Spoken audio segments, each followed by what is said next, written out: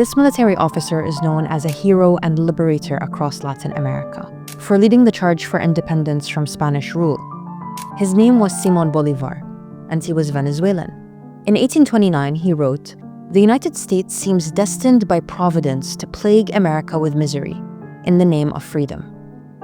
200 years later, and in every year since, he has proven correct. Venezuela, people are free. They're free again. They may use the language of freedom, but what this is really about is theft.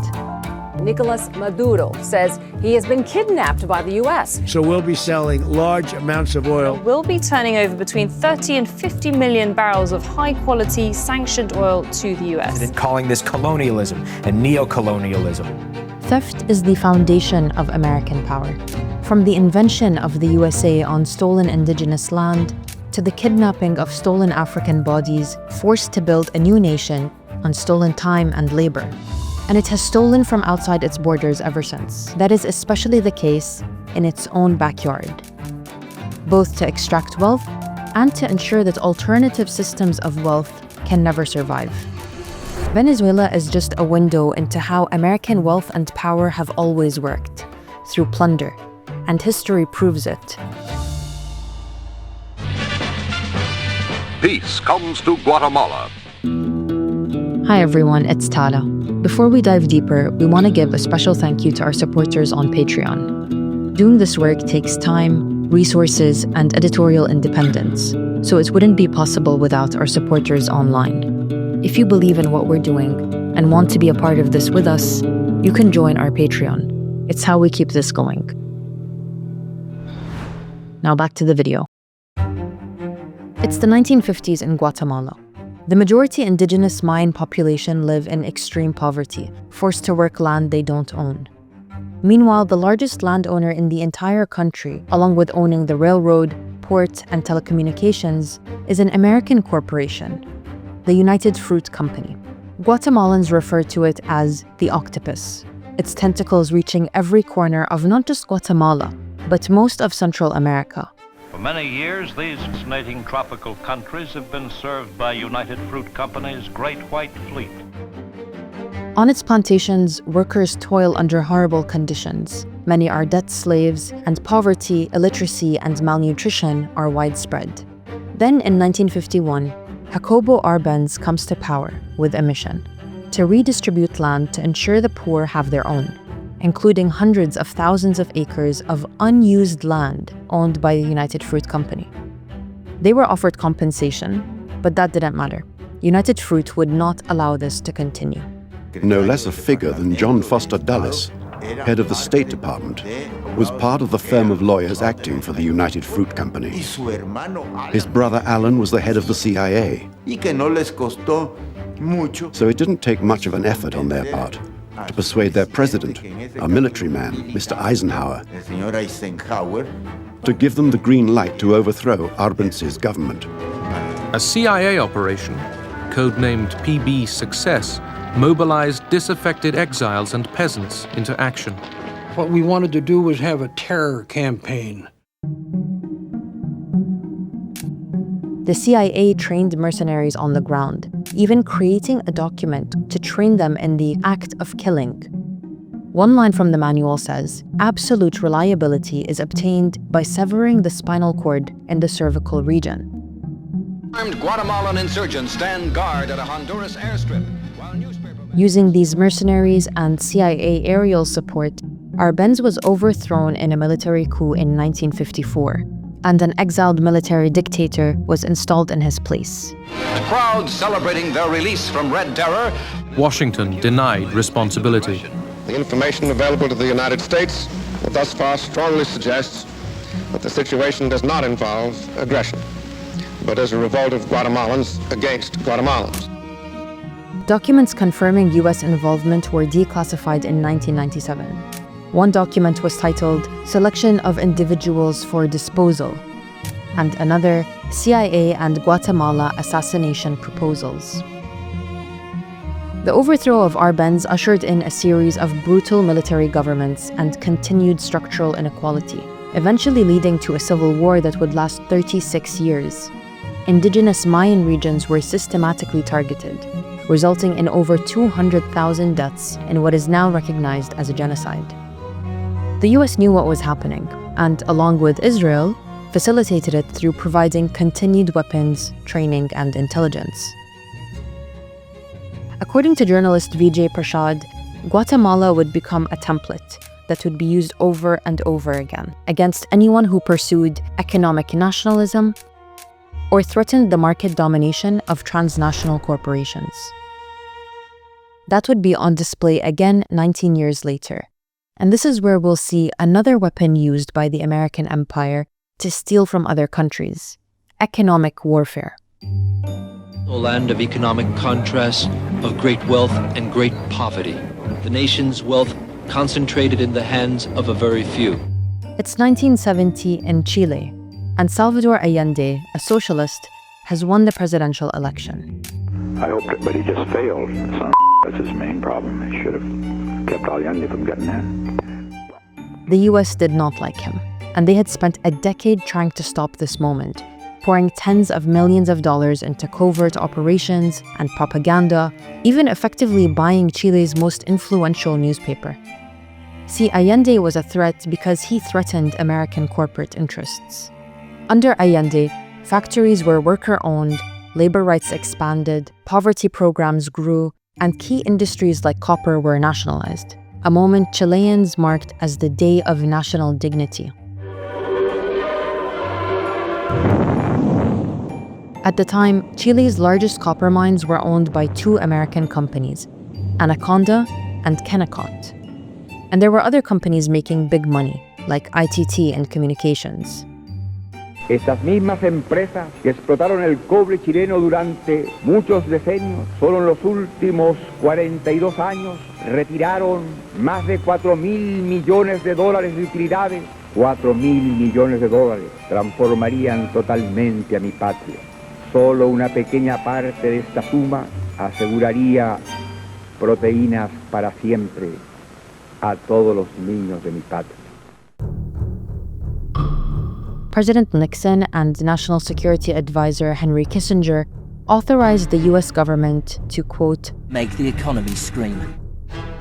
The US cut off bilateral aid, blocked Chile's access to international credit, and pressured institutions like the World Bank to deny them loans. Millions went to opposition parties, newspapers, and business groups, while paid protests and paid trucker strikes crippled food distribution.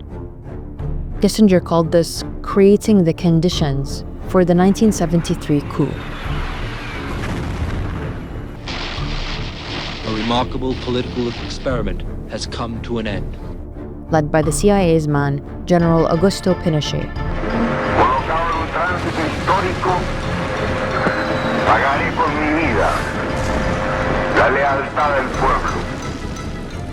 Allende died in the palace that day.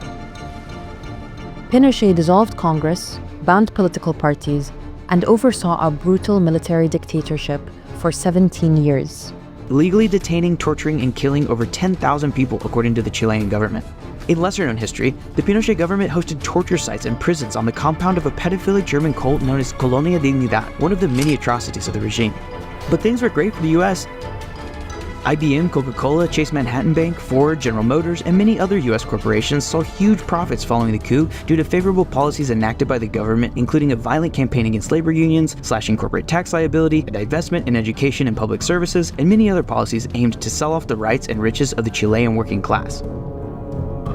Chile shows how powerful the economic toolbox really is. Even a country with the resources to build a just economy may struggle and even fail if the US empire decides that it must.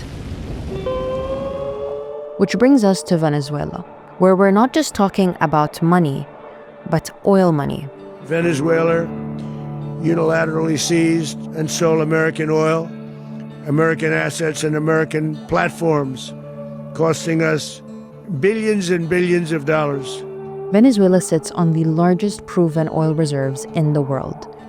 Throughout the 20th century, American oil companies were deeply involved in Venezuela's oil sector. Then in 1998, Hugo Chavez was elected president, a former military officer and the first non-white president in a majority non-white country. The overwhelming majority of Chavez's support came from the poor, who represent 80% of the population. See, despite having incredible oil wealth, most Venezuelans were very poor, the wealth hoarded by local elites and foreign companies. Chavez ran on a platform to reclaim national resources and use them for local development. And in 2001, Chavez passed a law which ensured the state oil company had a majority stake in all oil ventures with a foreign firm. American oil giants were not happy about it. Inspired by Simón Bolívar, the man who had liberated Venezuela from Spanish rule in the 19th century, Chavez, through his self-proclaimed Bolivarian revolution, now aimed to free Venezuela from a new form of domination, that of the free market policies being imposed on Venezuela by Washington. Something else he did was revitalize OPEC, the Organization for Petroleum Exporting Countries, by hosting its first summit in 25 years. See, OPEC had already shown once that it could bring the US empire to its knees. The oil-producing countries of the Arab world decided to use their oil as a political weapon. They will reduce oil production by 5% a month until the Israelis withdraw from occupied territories. The impact was immediate and severe. Oil prices quadrupled, fuel shortages spread, electricity was rationed, and the Western world was thrown into a full-blown energy crisis. America's complete support of Zionism against the Arabs makes it extremely difficult for us to continue to supply the United States petroleum needs. I think what we have as an oil weapon is far more greater than what we did. What we did is nothing at all. The US empire faced a big blow and wouldn't allow it to happen again. With time, internal divisions, and US scheming, OPEC lost much of its political power. But Chavez was trying to restore it. So for several reasons, he was a problem. And the narrative warfare began. Desde Washington, el secretario de Estado norteamericano, Colin Powell, expresó su preocupación por ciertas acciones del presidente de Venezuela. We have been concerned with some of the actions of Venezuelan President Chavez and his understanding of what a democratic system is all about. For the United States, Venezuela had always been a reliable and affordable source of oil. Chavez, by deciding to exercise greater control over the state oil company and to push up oil prices, had set himself on a collision course with Washington. President Chavez is consorting with narco-terrorists in Colombia. In February 2002, Chavez announced his plan to shake up the state oil company and to put his own people on the management board. The war had begun. ¿Usted cree que el presidente de la República está loco? El chavismo se apoya crecientemente en la violencia a medida que va perdiendo poder de convocatoria y popularidad. Se parecen a las fuerzas de choque que empleaban Mussolini y Hitler. The privately owned media began calling on Venezuelans to demonstrate, suggesting that Chavez's attempts to control the oil industry were a direct attack on their prosperity. He wants us to become a Cuba. He wants this to become a communist. There is no doubt about it. At the head of the opposition to Chavez were two key figures: Pedro Carmona, president of Venezuela's largest business federation, and Carlos Ortega, head of CTV, a trade union with strong ties to the old political system. Both men traveled to Washington to meet with high-ranking members of the Bush administration and to discuss President Chavez. That same year, Chavez was overthrown in a coup led by Venezuelan business elites. But it failed, because within 2 days, masses came out in support of Chavez, and he was reinstalled. The military sends a helicopter to pick up Chavez. Chavez gets back to the presidential palace. It's something like a movie, a Hollywood movie. He comes back in a helicopter in the night, and the people are waiting for him. And he says, "Oh, here I am, go to sleep, I'm here, I'm president again." Side note, a year after this, indeed, the facts and Iraq's behavior show that Saddam Hussein and his regime are concealing their efforts to produce more weapons of mass destruction. American and coalition forces are in the early stages of military operations to disarm Iraq, to free its people, and to defend the world from grave danger. But back to Venezuela. We are facing an empire that wants to become the owner of the world. A giant octopus with the name ExxonMobil written on Uncle Sam's hat. We will never give this, our wealth, our nation, to the United States empire, even if the Venezuelan oligarchs scream or if the United States and its multinational companies attacks us. In 2013, Chavez died. His successor, Nicolas Maduro, was elected to take over soon after. His presidency would be marked by a familiar playbook and ultimately sanctions, one of the empire's most brutal tools. A total $7 billion in assets blocked today, plus over $11 billion in lost export proceeds over the next year. El shock externo que vivió Venezuela fue del 99% de sus ingresos. Imagínense la repercusión que ha podido tener en la vida nacional. Sanctions affect ordinary people the most, making daily life nearly impossible. In response to this economic strangulation, Venezuela made a major move against the US empire. The country with the world's largest proven oil reserves is now publishing its oil prices in yuan. Venezuela says the switch to Chinese currency is part of a push to become free from what it calls the tyranny of the dollar. See, oil is different from other resources in that everybody needs it. And since the 1970s, almost all oil is traded in US dollars, thanks to a system called the petrodollar system. This means that anyone buying oil must first acquire dollars, creating constant global demand for the currency. The petrodollar system upholds US financial dominance, which allows Washington to control international lending, banking, and sanctions, giving it enormous leverage over other countries. So anyone who steps outside this system directly threatens the US empire's grip on power. Saddam tried to do it, Gaddafi tried to do it, and Maduro tried to do it. While all this is happening, a new geopolitical order is being carved out. Maduro having a strategic partnership with China doesn't fit well into that plan. So the US empire has escalated further. Frozen assets, charges of narco-terrorism as the leader of the invented Cartel of the Suns, a bounty on Maduro's head, a military buildup in the Caribbean, and stealing oil tankers. Donald Trump has just unleashed his pirates on a Venezuelan oil tanker, shamelessly seizing the cargo like a common thief. And that brings us to January 2026. It's a long walk to face the wrath of American justice for Nicolas Maduro and his wife Celia. Whatever you think about Chavez or Maduro, US involvement in Venezuela has always been about oil and the financial leverage that comes with it. This isn't about good leaders or bad leaders. Whether it's in Guatemala or Chile or Venezuela or any of the other Latin American countries that the US has intervened in, this is about the American empire securing its interests in its own backyard. They've spent decades training dictators and upholding regimes, and they've gone well beyond their backyard too.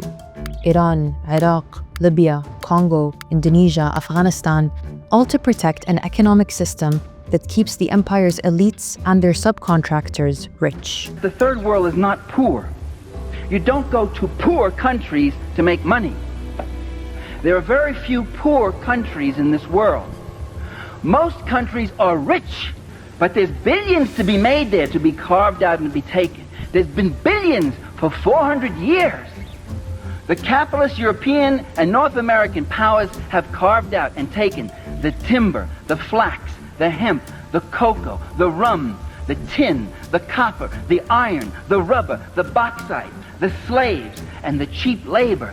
They have taken out of these countries. These countries are not underdeveloped, they're overexploited. The US empire has always relied on theft and extraction, and will continue to do so across the world to keep its grip on power.